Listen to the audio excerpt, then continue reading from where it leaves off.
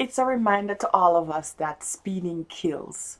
When you're speeding and you crash, you have basically no chance of survival because your body is taking all of that impact. Welcome, GA lovers. Welcome back to the channel. If this is your first time joining me, welcome. If you're coming back, also nice to have you again.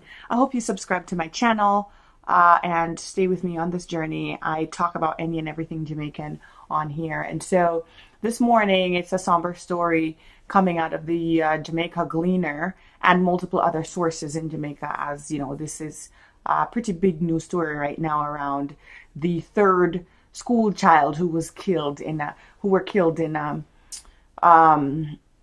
Montego Bay crash, right? So 3 children are now dead after the Mobe crash, and I think the driver of the car also died.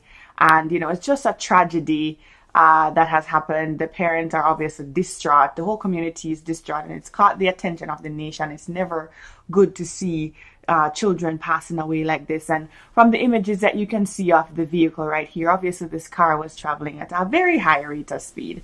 And so I think there's some larger conversations to be had here around, you know, the speeding that is rampant in the Jamaican society on these roads. And I will say this as somebody who, you know, I drive miles and miles to work here for work.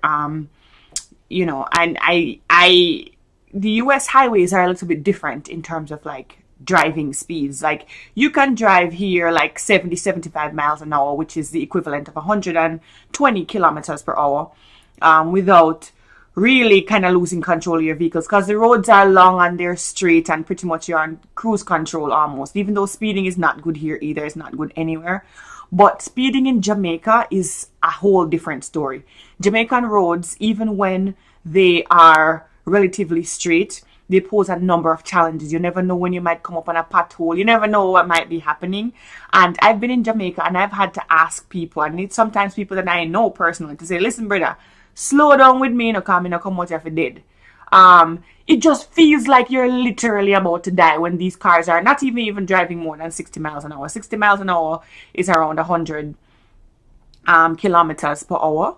But when you're on a Jamaican road and you're driving at that speed, it just literally feels like you are on a roller coaster and not of the good kind, right? It feels like very unsafe.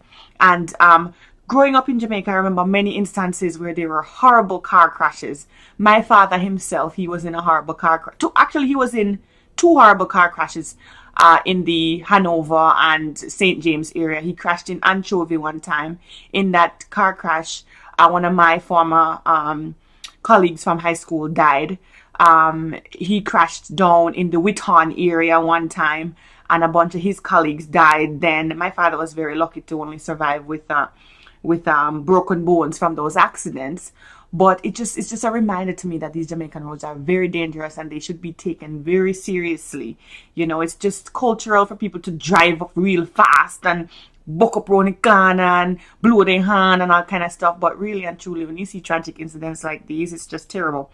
Going back once again in my memory to my high school experience, my head girl, I remember one year, she died on the Silo main road when a bus overturned with a bunch of them that were coming back to school. And her accident was particularly tragic. I think, you know, like the top of her head was peeled off. I mean, you hear about these stories, and nowadays that people have videos and ability to record incident, you see some of the most tragic things being passed around on WhatsApp. I think as a people, we have to really start thinking about, you know, changing the way how we drive on the roads, especially when, you know, you're driving and carrying young children to school. There should be some kind of requirement around driving safely. Come on, man.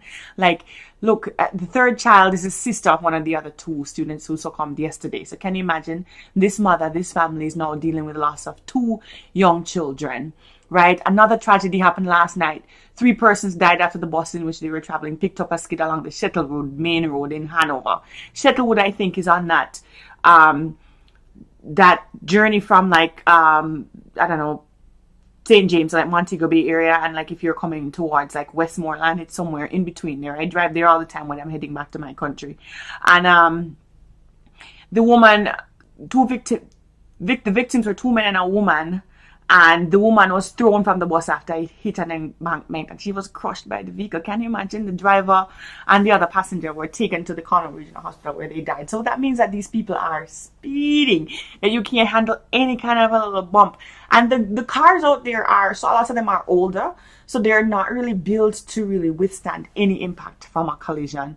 Let me head on over to the star right here. So you can see on the star, you know, the mother saying she feel like she just dead. You know, I need to see the tragic images from the various family members. Look at that car, who are just like unable to process. Look at these beautiful young children who are gone in a tragic accident. It's just really unfortunate. So I really hope that people take heed and listen to what the minister, I think the tourism minister came out, and he's saying, you know, folks need to take extra special care on some of these roads. I mean, it's just becoming too frequent that we're hearing these horrific crashes, and particularly in Western Jamaica, where some of these roads that are, you know, now really super nice, people are just like really treating it as though they are beyond reproach, like they can just freaking drive anyhow they want and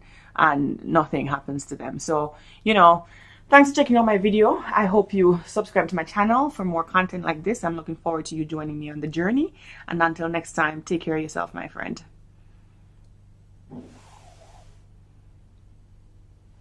Oh, look.